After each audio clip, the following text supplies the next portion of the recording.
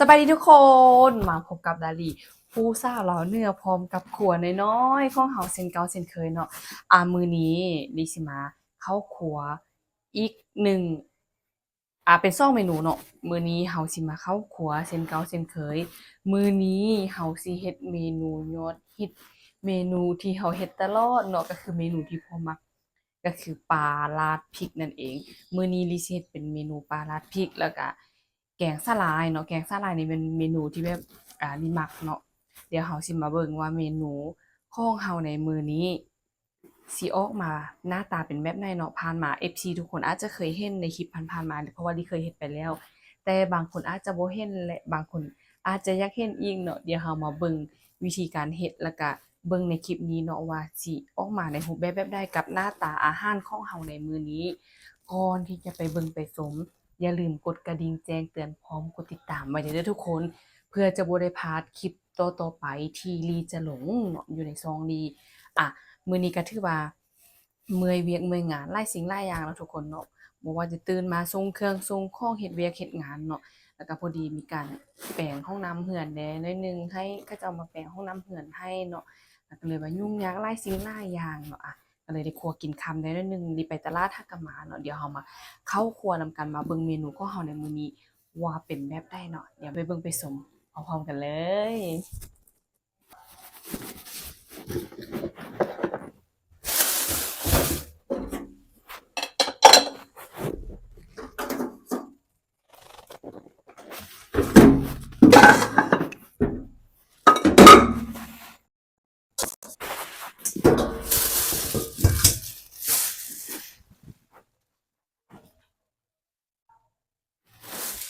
แล้วนี่เลยทุกคนนี่ก็คือวัตถุดิบที่เราจะใช้ในมื้อนี้เนาะตัวนี้จะเป็นปลานิลแล้วก็มีซีนบดแล้วก็นี่จะเป็นผักเนาะเดี๋ยวเรามาล้างมาอนามัยทำความสะอาดวัตถุดิบของเราก่อนอื่นหมดสิ่งแรกที่เราจะเฮ็ดก็คือล้างปลาให้สะอาดแล้วไปทอดเนาะมื้อนี้ดิจะซื้อเป็นปลา1กิโลอยู่บาลี1กิโล60,000กีบ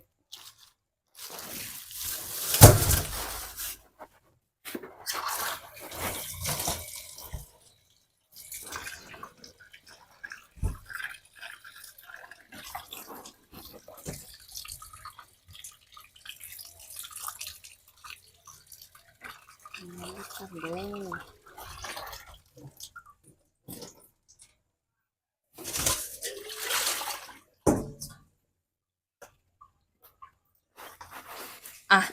และนี่ก็คือปลาของเราเนาะเดี๋ยวเราสิมาทำการตัดก่อน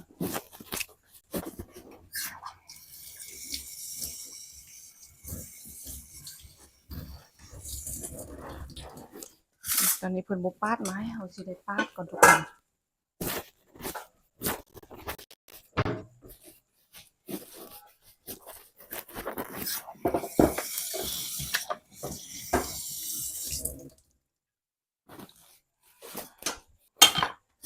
นี่และนี่ก็คือปลาของเรา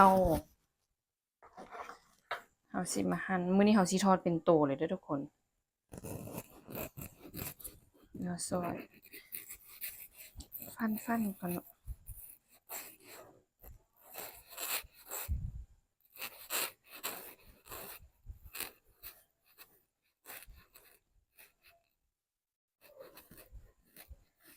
นี่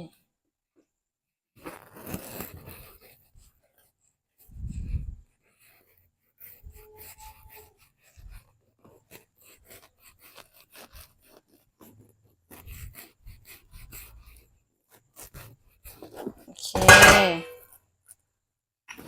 อันนี้ทุกคนปลาของเรานี่ขั้นตอนแรกเบิ่งตุกน้ำมันของเรา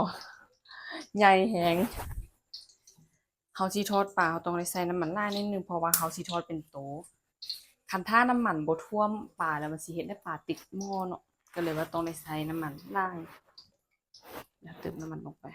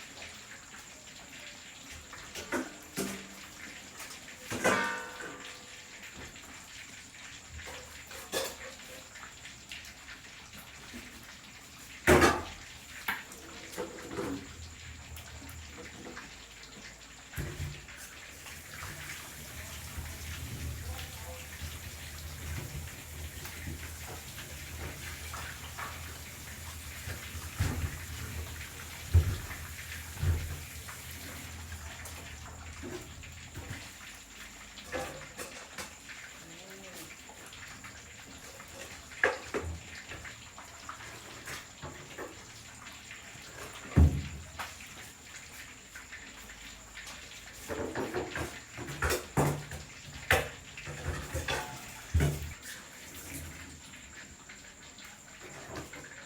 นนี้จะเป็นแครอททอด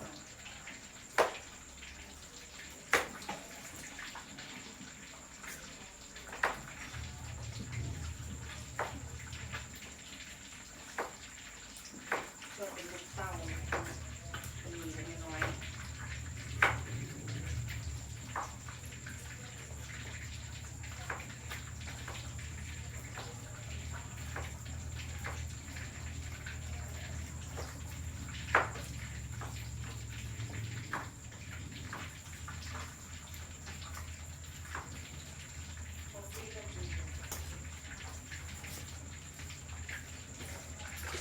ทำการกินตายบางคน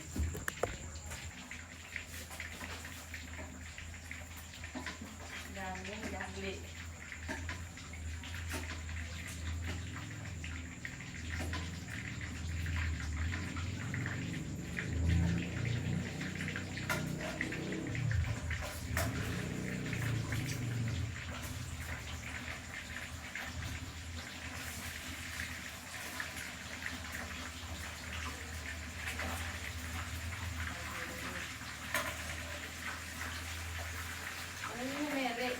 เดี๋ยวคนตอนนี้เขาก็มาซอยแครอทกันเนาะ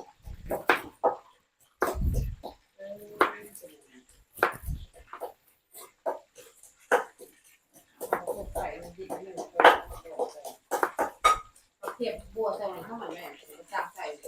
ใช่แล้ว จับใส่ไว้นี่หัวอะไร เอาไอ้เสกแกงเลยไม่มีสาหร่ายยันทงเลยแกงสาหร่าย อะไรมันหมดเนี่ย มีก็บ่ใส่นี่ทุกคนทุกครั้งที่ซอยหัวบัวก็คือ น้ำตาจะไหลทุกครั้งเลยเนาะ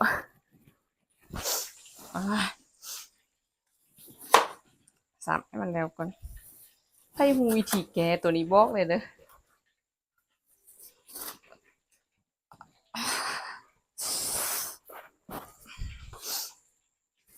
ให้แล้วทุกคนครัวกินไปให้ไปนำ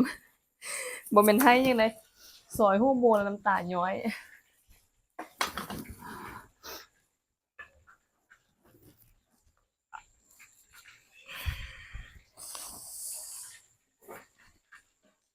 อ๋อทุกคนดูตาเลยมึนบ่ได้ในตอนนี้บ่ไหว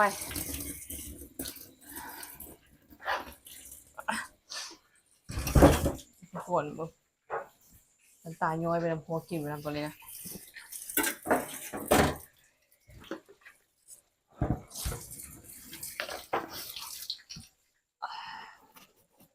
นี่ตัวสิแล้วก็เห็นน้ำตาไหลไปนำเนาะล่าสุดสถานการณ์ตอนนี้ก็คือครัวกินไปแล้วก็น้ำตาย้อยไปเนาะเพราะว่าซอยหัวบัวนี่นะทุกคนเห็นได้น้ำตาย้อยแซ่บตาเนาะ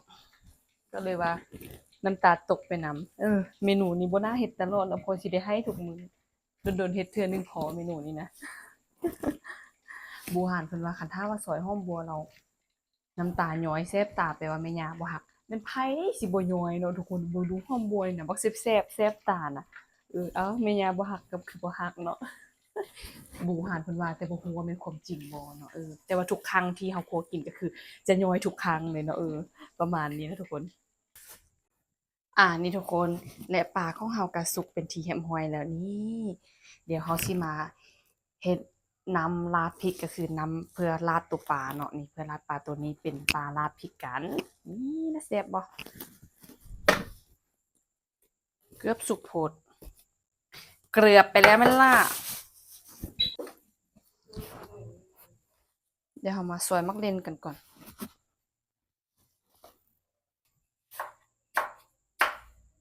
ปลาราดพริกคาดมักเล่นบ่ได้เนาะเพราะว่ามักเล่นต้องเป็นน้ำราดพริกมันจะมาเห็นเป็นซอสราดพริก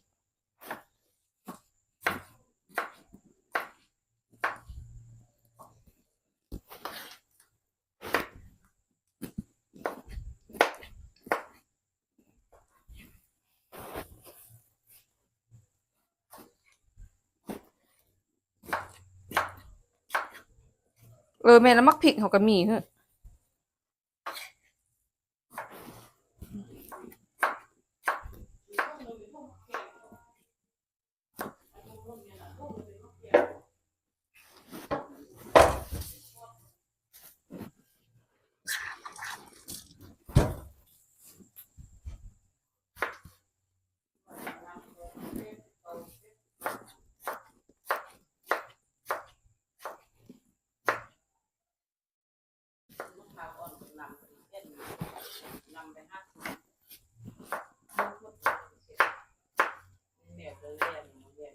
เดี๋ยวนี้นะแมวขึ้นหลังคาเฮือนน่ะสำคัญนะเติงตางแม่นแมวผู้ใดหูตะกี้บ่สิเห็น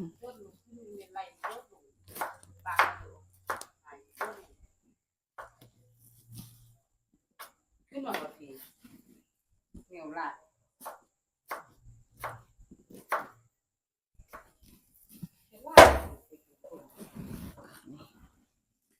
นี่นี่คือมักเลนของเฮาเดี๋ยวมาเฮ็ดซอสกันทุกคนซอสมักเลนทุกคนและตอนนี้เฮาก็ทำการตักเอาน้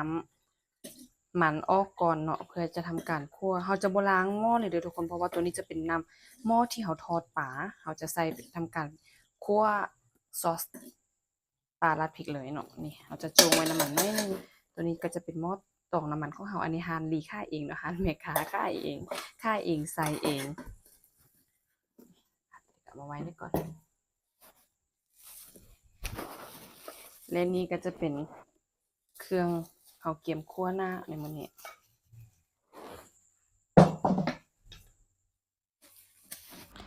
ทุกคนแลตัดภาพมาตอนที่เฮาใส่มะเขือเทศหรือว่ามักลินลงไปเลยเมื่อกี้จะเป็นเฮาคั่วหน้าที่เฮาตำอยู่ในโคกกันเนาะเพราะว่าลีลืมบันทึกเนาะก็เลยว่าเฮ็ดให้บ่ได้ตอนที่เฮาเอาเครื่องลงเจียวเลยตัดมาเป็นตอนที่เฮาลงมะเขือเทศหรือว่ามักลินกันเลยเนาะก็ถือว่าเฮาลงเป็นเครื่องที่เฮาตำอยู่ในโคกแล้วก็ลงเป็นมะเขือเทศเลยแล้วเฮาก็ทำการคั่วเพื่อให้มักลินมันละลายนิดนึงก่อนเนาะแล้วเฮาจะปรุงรสแล้วเฮาจะใส่เป็นแครอทแล้วก็หัวบัวใหญ่ลงไปตอนนี้เฮาก็เคี่ยมปรุงก่อนสิ่งที่เฮาผสมก็จะมีอยู่ตัวนี้จะเป็นซอสเนาะตัวนี้จะเป็นซอสหอยบาลีเอิ้นว่าซอสหอยเนาะใส่ซอสหอยซีอิ๊วน้ำปลาและที่ขาดบ่ได้ก็คือต้องเป็นน้ำตาลเพราะว่าถ้าเฮาบ่ใส่น้ำตาลมะเขือเทศหรือว่ามักเลนของเฮามันจะมีรสชาติที่ส้มจะเฮ็ดให้น้ำซอสปลาราดพริกเฮามันส้มจึงได้ใส่น้ำตาลตัดลงไปเนาะแล้วก็ปรุงด้วยรสดีเป็นนัวประมาณนี้เนาะลีก็บ่ฮู้ว่าปลาราดพริกสูตรของแต่ละคนเป็นแบบใดแต่ว่านี่คือสูตรที่ลีเฮ็ดเนาะก็จะประมาณนี้อันนี้ทุกคนและตอนนี้เฮาเฮ็ดเป็น2หม้อเลยเนาะหม้อแกงแล้วก็หม้อนี้เป็น2เมนูบัดเดียวเลยพร้อมกันบัดเดียวเฮ็ดคนเดียวเลยเนาะเพื่อให้ได้กินข้าวไวๆ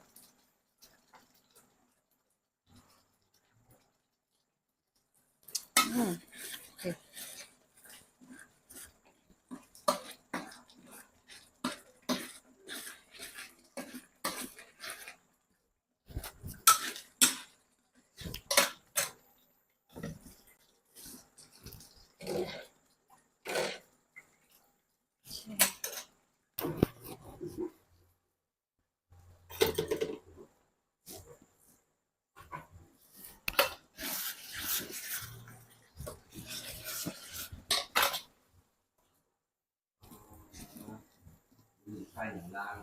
มื้อเช้าได้แล้วเราว่า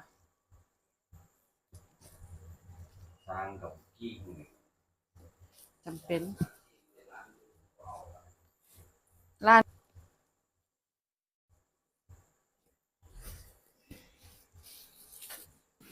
อันนี้ทุกคนและเมนูปลาราดพริกของเฮาก็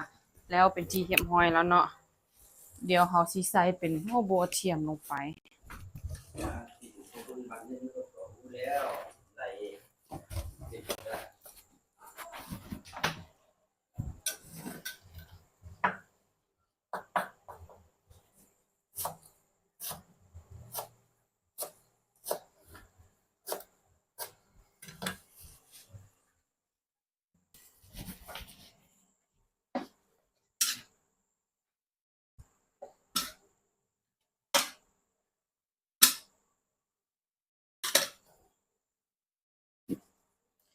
อันนี้ทุกคนเลยเสร็จแล้วเนาะเมนูของเฮาในมื้อนี้นี่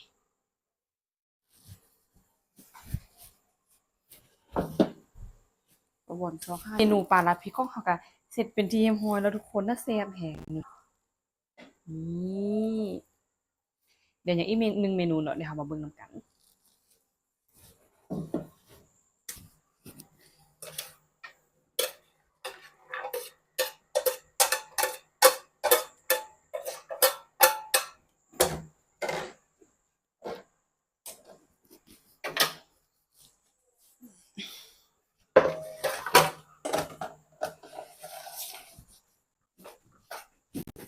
อันนี้จะเป็นซ่าหลายที่เราจะใส่ในมื้อนี้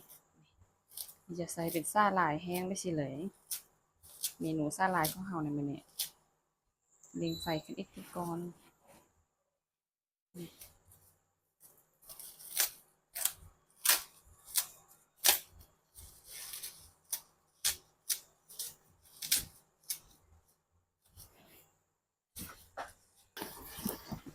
นี่ทุกคน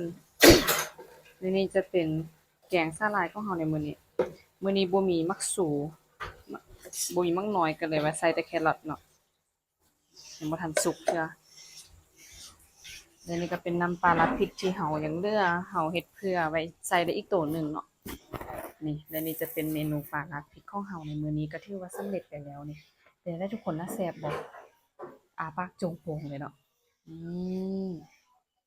และนี่คือเมนูปลาร้าพริกของเฮา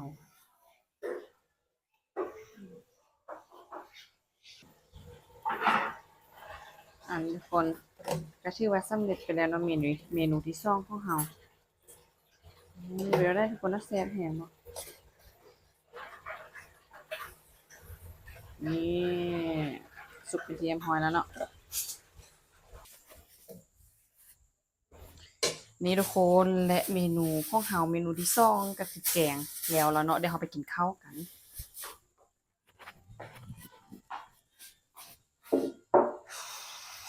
และนี่คือเมนูทำอิฐของเฮามันก็คือปลาราดพริกปลาราดพริก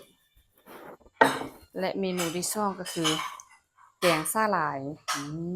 เรามากินข้าวกันทุกคนขออนุญาตไปกินข้าวกันเด้อก็ถือว่าคลิปเฮาจบลงเพียงเท่านี้เนาะสำเร็จแล้วกับอาหารของเฮาในมื้อนี้แล้วเจอกันในคลิปต่อไปเด้อทุกคนสำหรับมื้อนี้ดาริชาวลาวเนื้อสิได้ขอลาทุกคนไปก่อนสบายดี